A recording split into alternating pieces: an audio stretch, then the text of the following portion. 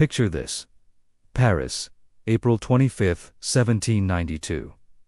A large crowd has gathered, not for a festival, but for an execution. A highwayman named Nicolas Jacques Pelletier is about to become a historical footnote. He is the very first person to be executed by a strange new machine. The blade falls with a swift, metallic thud. And then, silence. The crowd is underwhelmed. They were used to the spectacle of hangings, or the brutal, drawn-out punishment of being broken on the wheel. This new method was too quick, too clean, too clinical. There was no drama, no suffering to watch. Some people even complained that the gaiety of public executions was gone. They had no idea this machine, soon to be nicknamed the Guillotine, would come to define an entire era of French history and become a terrifying symbol of revolutionary justice. To understand why this machine was even invented, we have to rewind a bit to 1757. That year, a man named Robert-François Damiens attempted to assassinate King Louis XV. His punishment was one of the most horrific public spectacles imaginable. He was tortured for hours with hot pincers, his wounds filled with molten lead and boiling oil, and finally, his limbs were torn apart by horses. It was a gruesome display of the Ancien regime's power, designed to terrorize the public into obedience. But for many, especially the Enlightenment thinkers of the day, it did the opposite. It exposed the sheer barbarity of the old system and fueled a growing desire for reform, for a society based on reason and human rights, not despotic cruelty. Fast forward to 1789, and the French Revolution explodes onto the scene. The revolutionaries weren't just about overthrowing the monarchy, they wanted to tear down the entire legal and social structure of the old world. A key part of their mission was to create a new system of justice. No more special treatment for nobles. No more barbaric public tortures. They envisioned a system where punishment was swift, equal for all citizens, and most importantly, humane. The old ways, where a nobleman might be granted a quick death by beheading while a commoner was subjected to a slow and agonizing hanging, had to go. The revolution demanded equality, even in deaths. This led to a new law in late 1791, declaring that every person sentenced to death would be executed by decapitation. The idea was to make the punishment the same for everyone, from the king to the peasant.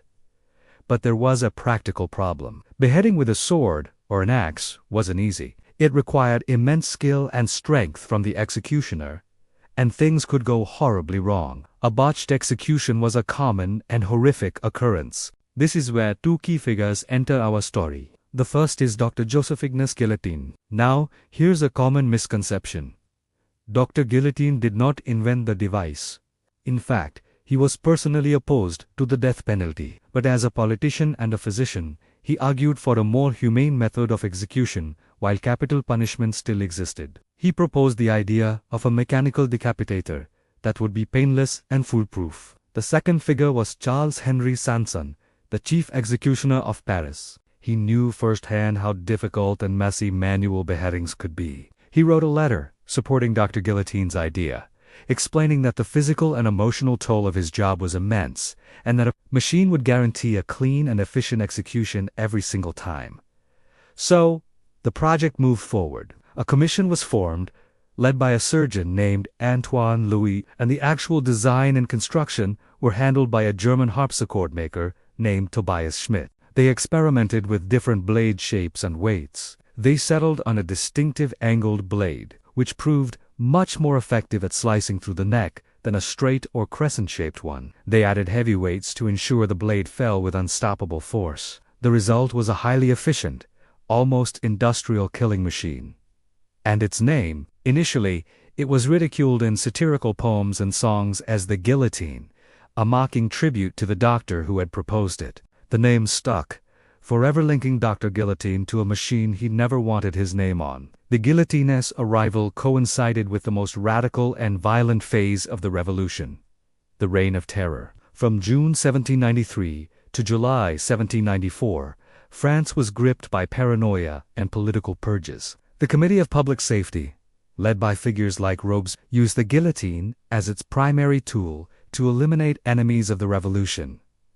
And what a tool it was! It transformed execution from a difficult, one-off event into a streamlined process. The guillotine could be operated quickly, resetting in just a few minutes. At the height of the terror, dozens of people could be executed in a single afternoon at the Place de la Révolution, now the Place de la Concorde in Paris. The machine's efficiency was terrifying. It's estimated that around 17,000 people were officially executed by the guillotine during the Reign of Terror, with many thousands more dying in prisons or massacres. The very thing that the initial crowds had found boring, its speed and clinical nature, now made mass executions possible. And public opinion shifted. The guillotine became the ultimate symbol of revolutionary power. The daily executions turned into a grim form of public entertainment. People would rent chairs with good views, vendors sold snacks, and women known as tricoteuses would knit while watching the heads roll. The guillotine's most famous victim was, of course, King Louis XVI, executed in January 1793. When his head was held up to the crowd, it sent a clear message. No one was above the law of the new republic. The ideal of equality in death had been realized in the most brutal way imaginable. Even as the guillotine became a fixture of public life, a disturbing question began to surface, one that challenged its claim to be a humane form of death. Doctors and scientists started to wonder, does consciousness remain after the head is severed? There were chilling anecdotal reports. The most famous story involves Charlotte Corday, the woman who assassinated the revolutionary leader Jacques Pelletier. It's said that after she was guillotined, the executioner's assistants slapped her severed head, and her cheeks flushed, and her face contorted in anger. Other stories told of severed heads seeming to blink or move their mouths. These accounts, whether true or not, sparked a serious medical debate. Could the victims feel, see, or think for a few moments after decapitation? If so, the guillotine was not the swift and painless death its proponents claimed it to be. Instead, it was a moment of unimaginable, silent horror. This debate chipped away at the machine's moral foundation, raising doubts that would persist for centuries. After the French Revolution and the Napoleonic era, the guillotine didn't disappear. It remained France's standard method of execution for nearly 2 more centuries. But public perception continued to change. The mass spectacles of the Reign of Terror were over. Executions were moved away from town centers and eventually behind prison walls, hidden from public view. As the 19th and 20th centuries progressed, the idea of state-sanctioned killing, especially by such a visceral method, became increasingly unsettling to the modern conscience. The guillotine, once a symbol of revolutionary progress and equality, was now seen by many as a barbaric relic. Its cold, mechanical nature was no longer viewed as efficient, but as soulless and cruel. The final chapter of the guillotine's long and bloody history was written on September 10, 1977.